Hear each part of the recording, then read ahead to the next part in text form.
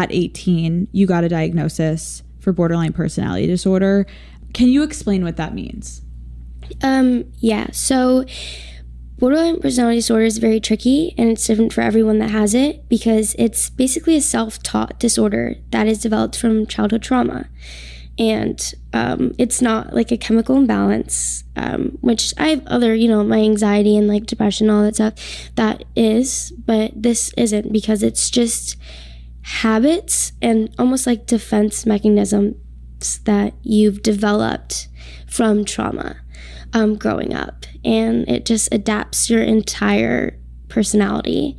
And there's a lot of things that come into play with very harsh mood swings, and then you get very intense like manic episodes, and identity problems like with self-identity, and abandonment issues, and the list can go on, but it is such one of the most like painful mental health illnesses because of how intense and severe your emotions become when you have it. So say like whenever I feel any sort of sadness, my brain kind of shuts off all the signals for any other emotion, and I am unable to process or remember what happiness feels like, or that happiness is an emotion at all. So all I feel is sad, and all I can ever feel is sadness, and that there's no escaping it. And it's like it hurts. Like it's like it's so painful mentally that it starts to physically hurt, and you can't really control anything. And that's where I struggle the most, because it makes you act out in ways that isn't you, and you really have to learn how to become very self-aware in order to help yourself. Which I don't want to use any, like, it's I don't want to sound like I'm like making up excuses for myself, but like with my like mental health stuff, and with BPD, there's a thing called favorite person, and like we can get into that like more in depth, but your brain basically like unwillingly attaches itself to someone. And when that happens, like that's all you can think about, and you'll do anything to make that person happy, and they become your life and identity at that point. And it turns romantic because it's so hard to identify the difference between that. When you're so in love with someone, it's like they become your favorite person, but with BPD it's like different. And I think because me and Jen were spending so much time with each other with music and all that stuff, and we were really close friends, and I wasn't with Josh anymore, and even when I was, it's like he was gone most of the time. We didn't really spend that much time together. My brain attached itself to Jaden in that way, and so that's when I was like, I'd do anything at that moment to make it work. Thankful that I got to deal with that situation with someone by my side, because I've dealt with a scandal similar to that, and I was completely alone dealing with it, so it was different, and I felt like a blessing and a curse to go through it with Jaden. But it was really hard. I just didn't want to really talk about the situation because I was, one, kind of embarrassed, but two, also like very angry at the way that everything played out. And it was just something that like made me really upset, because at the time I just thought that I was doing something that would make me happy. I was diagnosed with anxiety, and I think that there were some signs that my parents picked up on that they were like, whoa. Like, I don't know why she's freaking out. Like, I would get like attached to like certain things and like freak out if I didn't have like them on me, or like I didn't have them around. And then I think I had to go on a plane for the first time, and my reaction to that was just a telltale sign that I needed to go get treatment. So when I was 14, which was like, I was a sophomore in high school. I had, and it was shortly after I got my last concussion, I spiraled. And I guess the trauma that my brain had just exacerbated all of my mental health, and everything just went terrible. I developed really bad ADHD.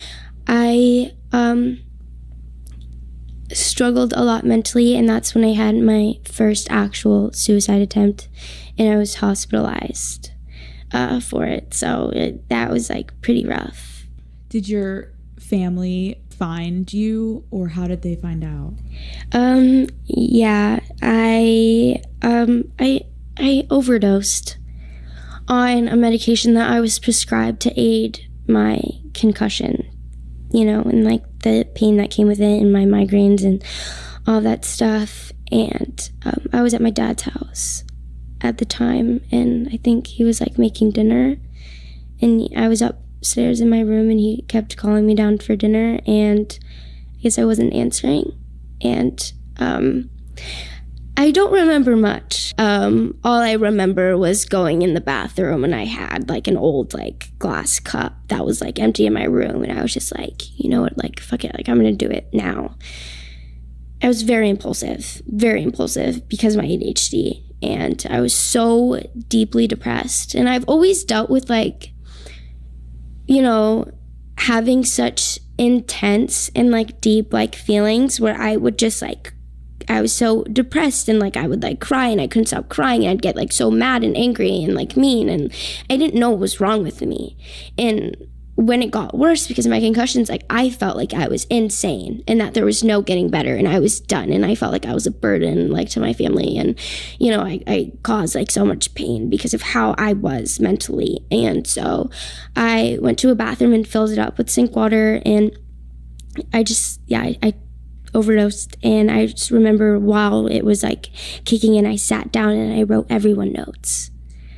And I think I just like passed out on the floor, and my dad found me and just like carried my limp body and called 911. And I just remember there was a hospital that was like so close to the house, and I was like in and out of like consciousness, and like I just remember his voice echoing, I didn't really know what was going on. And he was like on the phone with the ambulance, like freaking out and like asking how fast that they could come and all this stuff. And he was like, I'm just going to drive. I'm just going to put her in my car and just like drive to the nearest hospital. And they were like telling him not to do it. And so he was like trying to drive to meet them closer because they wouldn't come. And I just remember them like dragging me out of his car just to put me in the back seat. And then I vividly remember like my mom like yelling at me while the ambulance doors was closing while I'm on like the stretcher. And I just like woke up in the hospital. But I think the scariest and like most traumatizing thing for me was my little brother witnessing it. How did you and your whole family like begin to try to just help you recover and try to move forward with life? Yeah, I mean, I don't really know. I think that my parents were more like mad at me than anything, which was very hard for me to deal with because I was just like in so much pain, like how, and I think that like I just wanted like, I think that was a moment where I just wanted to be loved the most. And supported. And I've thought about death and suicide since I was like 10. And so, being in a hospital and not knowing, like I was too young to know like what actually like would happen and what would happen. And I was getting my blood work done like all the time, like all throughout the night. Like I was like on IVs and all this stuff. I had like nurses and like officers that would like, I was on suicide watch. I couldn't pee without people following me. I couldn't do anything. And it sucked. And then I thought that like once I got better, I could go home. And all I wanted was to go home.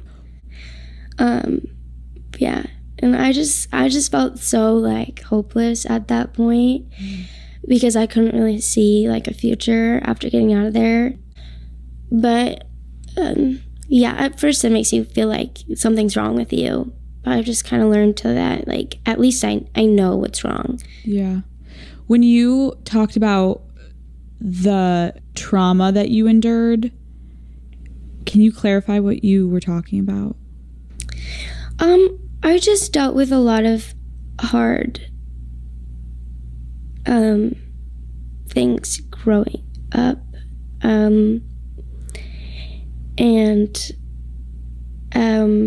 It's just hard for me to talk about it because I don't really want to like throw anyone under the bus, you know?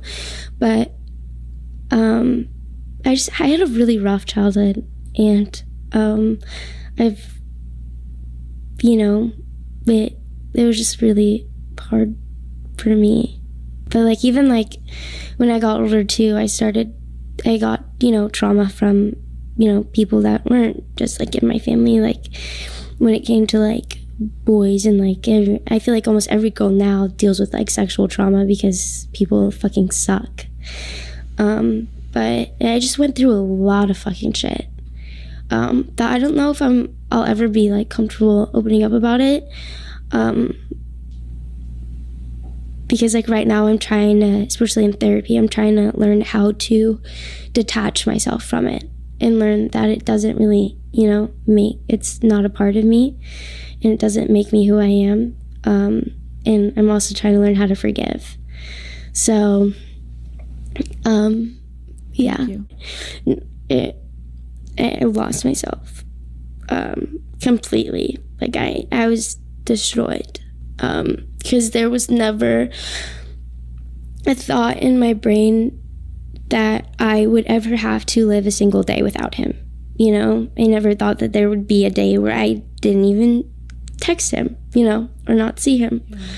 And up until that point too, like we were spending every day with each other.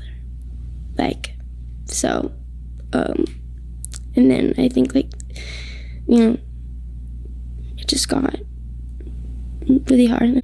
And I've dealt with the, you know, losing people in my life, but never the closest or the only person that I had. And it's just something that you can't really fathom until you're in it. And I didn't know what I was doing. And I was struggling so much already because I just went through like a breakup. And so it was just like, it was just really weird for me. It felt like my entire life just like flipped upside down, and I was just like, I was just like falling apart. And I was grieving and trying to deal with all my emotions alone, because that's the only way I knew how to. And I didn't really want to talk about it with anyone because it made it more real to me.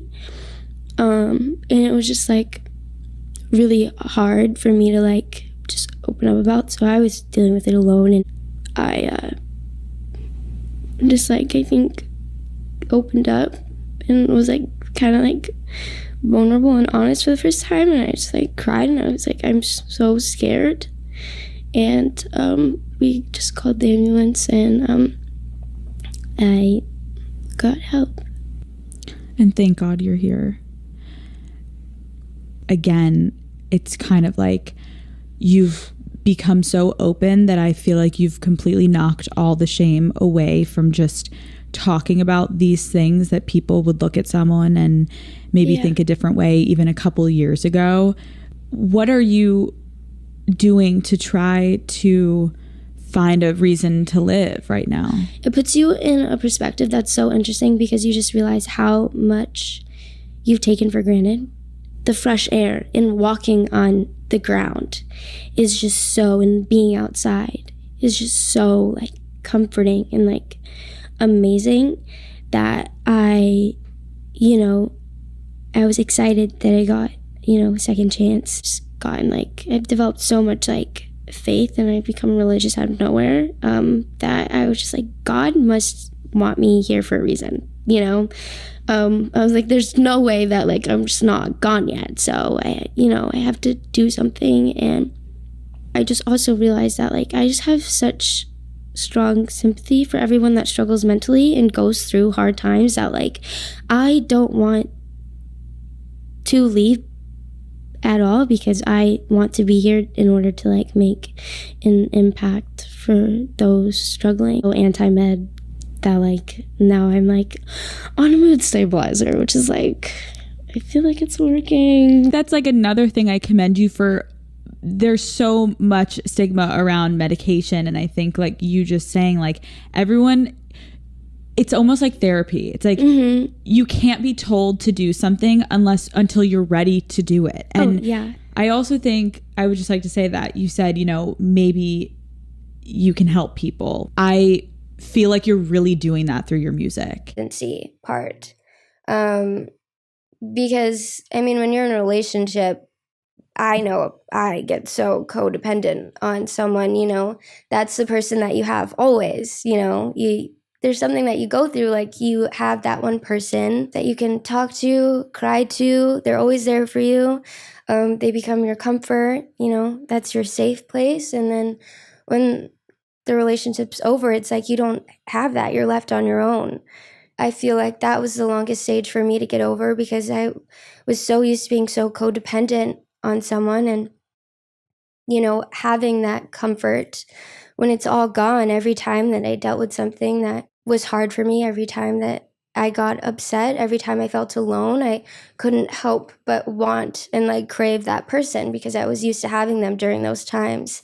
And trying to escape from the codependency and learning how to love yourself and enjoy your own company, and even just like coming to terms with the fact that like you can be that person for yourself, you know, and that you don't need anyone. I feel like that's the longest process, 100%. You're so right. What helped you personally in both those stages? So let's go back to the first stage, that stage of like, I'm desperate, I'll do anything to get them back. Like, you know, you said that was the hardest stage. Like, what helped you in your life break through that stage? Because you're so right, it is the hardest, because it's the one where we have the most hope, but it's false hope. And it's the one where we also are living the most in dreamland in our minds. So it's so hard when that picture crumbles. Yeah. What have you done? What's really worked for you? I think therapy was a big thing for me. And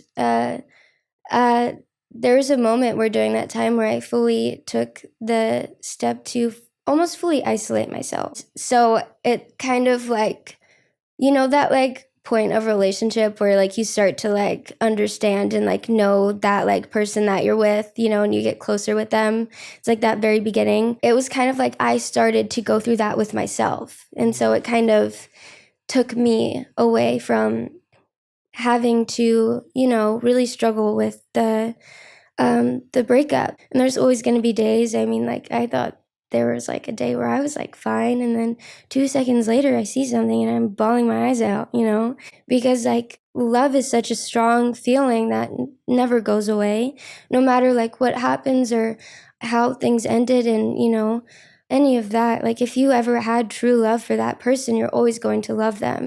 When you're in that longest phase and it's just getting drawn out, how do you even keep hope? And how do you even keep faith that I can have love again and that I do deserve to be loved? Because I think in that longest phase is where a lot of people get so broken down that they're like, I'm not lovable. Yeah. I'm not likable. I'm not worthy. I'm not attractive. I'm not smart, whatever it may be that that person made me feel. Now it's like, I can't be all of those things, because it's that stage is drawn out so much that it beats up your self-esteem. Yeah. If that makes sense? No, that was something that I struggled with for the longest time. And I think that the more that you keep yourself in that mindset, the hardest that it's going to be to get out of that. Because yeah, of course, I mean, like when you start kind of like tearing yourself down and thinking about, you know, how difficult it is to find love again, and that you won't, because no one's ever going to love you and all that stuff, and you're worthless, and everything that comes with that, it's going to keep you away from doing the proper healing and to actually want to heal. Because if you have that mindset, then it's like, what's the point of healing, you know, and getting better? I realized I got to a point where I was like, yeah, I'm never going to fall in love again, or no one's ever going to love me.